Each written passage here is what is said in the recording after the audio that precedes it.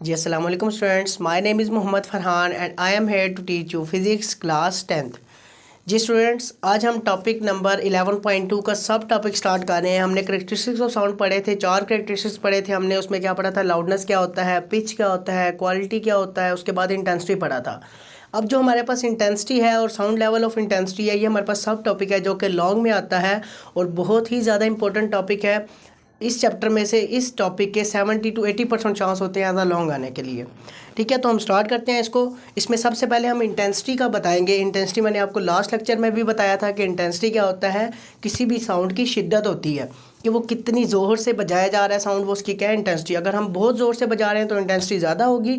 अगर हम थोड़ा सा कम ज़ोर से किसी भी ढोल को या किसी भी चीज़ को वाइब्रेट करवा रहे हैं तो इंटेंसिटी हमारे पास क्या होगी, कम। तो ये बेसिकली होती क्या है इंटेंसिटी हमारे पास एक ऐसी साउंड एनर्जी है। अब बच्चे क्वेश्चन किया करते हैं कि साउंड कैसे एनर्जी हो सकती है सर।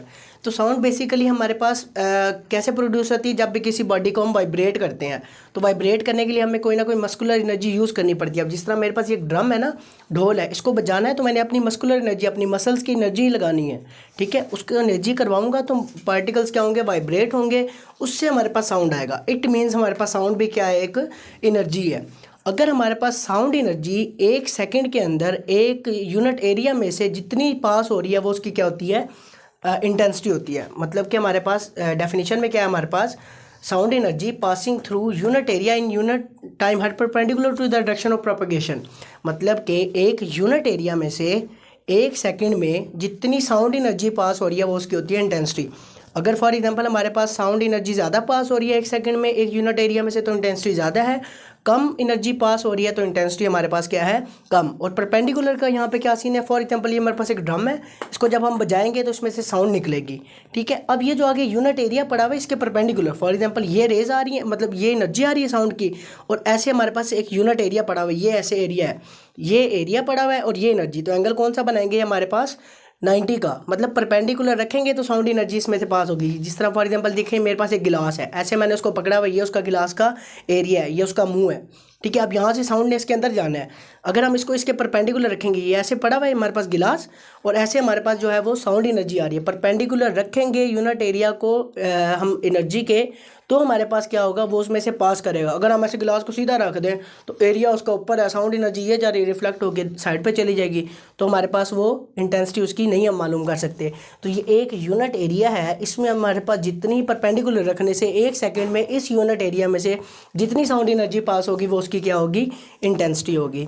तो हमने पढ़ा था इंटेंसिटी का फार्मूला क्या है। देखें ज़रा इधर, मैंने कहा कि एनर्जी किसी यूनिट एरिया में से 1 सेकंड के अंदर sound energy passing through a unit area in unit time is called, हमारे पास क्या होता है, वो इंटेंसिटी होती है। तो वहीं से हमने उसका फार्मूला लगाया एनर्जी पर सेकंड। पर का मतलब कि वो अब डिवाइड हो रहा है, पर का मतलब पावर माइनस है ना, तो नीचे हम लेकर आएंगे साउंड एनर्जी पासिंग थ्रू पर second in a unit area is called intensity. उसके बाद हमने क्या पढ़ा था कि energy delivered by body in unit time is called power. मतलब कि एनर्जी डिवाइडेड बाय टाइम क्या होता है हमारे पास, पावर। तो ई ओवर टी की जगह हम पावर लिख सकते हैं। अब हम ये यूनिट ड्राइव कर रहे हैं इंटेंसिटी का, इसकी जगह हमारे पास ई ओवर टी की जगह पावर आ जाएगा divided by area. Power divided by area, power का यूनिट हमारे पास होता है वाट, तो पावर की जगह हम क्या लिख देंगे, वाट। एरिया का यूनिट होता है मीटर स्क्वायर, तो वाट पर मीटर स्क्वायर हमारे पास किसका यूनिट होगा, इंटेंसिटी का। क्लियर होगी बात। उसके बाद हमारे पास साउंड इंटेंसिटी लेवल है जो कि इस लॉन्ग का मेन पार्ट है। ये तो आप शॉर्ट में इसके साथ ऐड अप करेंगे लॉन्ग के साथ।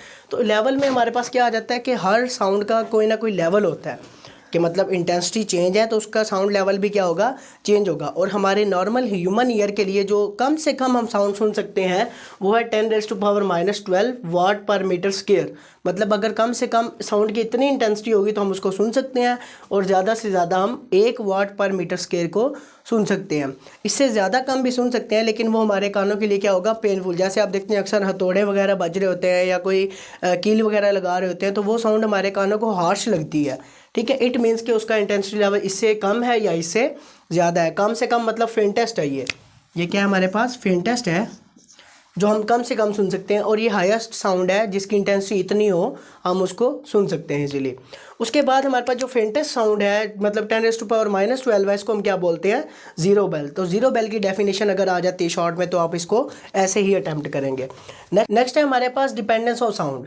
साउंड लेवल हमारे पास दो चीज़ों पर डिपेंड करता है, एक तो हमारे जो है वो फिजिकल कंडीशन ऑफ एयर पे डिपेंड करता है और दूसरा हमारे पास इंटेंसिटी पे। ठीक है, फिजिकल कंडीशन कैसी, जैसे आप लोगों ने देखा होगा हमारे जो बुजुर्ग होते हैं वो कुछ थोड़ा सा ऊंचा सुनते हैं, तो इसका क्या मतलब है, हमारे पास अगर उनके पास ये हमारे पास फेंटेस्ट साउंड है 10⁻⁻12, मतलब कि नॉर्मल ह्यूमन ईयर जिनके कान की फिजिकल हालत ठीक है वो कम से कम 10⁻12 सुन सकते हैं। ठीक है, अब फॉर एग्जांपल कोई हमारे बुजुर्ग हैं जो वो थोड़ा सा ऊंचा सुनते हैं, उनकी फिजिकल कंडीशन थोड़ी सी ख़राब है, तो वो इस साउंड को भी नहीं सुन सकते, मतलब ये जो कम फेंटेस्ट साउंड्स हैं इनको वो इजीली नहीं सुन सकते। ठीक है, एक तो उसके लिए हमारे पास फिजिकल कंडीशन ठीक होनी चाहिए अगर हम ऑडिबल रेंज में आसानी से सुनना चाह रहे हैं, और दूसरा हमारे पास जो इंटेंसिटी है वो इस रेंज के अंदर होनी चाहिए, तब हम उसको आराम से जो है वो सुन सकते हैं। अदरवाइज़ क्या होता है हमारे पास इससे ऊंची रेंज में भी इससे कम रेंज में भी हम सुन सकते हैं, लेकिन वो बेसिकली क्या हो जाता है हमारे कानों के लिए पेनफुल हो जाता है, हार्श हो जाता है, हमें वो पेनफुल लगता है कान पे। जिस तरह आप लोगों ने देखा होगा हथौड़ों की अगर हम आवाज़ है वो हमारे कानों को क्या लगती है, हार्श लगती है, इट मीन्स कि उनकी इंटेंसिटी इससे अप या डाउन है। नेक्स्ट है हमारे पास एक्सप्लेनेशन में क्या लिखा हुआ कि जो साउंड लेवल है वो डायरेक्टली प्रोपोर्शनल है हमारे पास इंटेंसिटी के, कि जितनी ज़्यादा इंटेंसिटी होगी साउंड लेवल हमारे पास उतना ही ज़्यादा होगा। इसी चीज़ को अगर हम मैथमेटिकल में देखेंगे कि एल हमारे पास क्या है, साउंड लेवल है, ये डायरेक्टली प्रोपोर्शनल है लॉग ऑफ आई मतलब इंटेंसिटी के। सेकंड पे हम जब भी प्रोपोर्शनैलिटी हटाते हैं तो कांस्टेंट लगाते हैं, तो हमने यहाँ पे प्रोपोर्शनैलिटी हटाई और कांस्टेंट यहाँ पे क्या है के।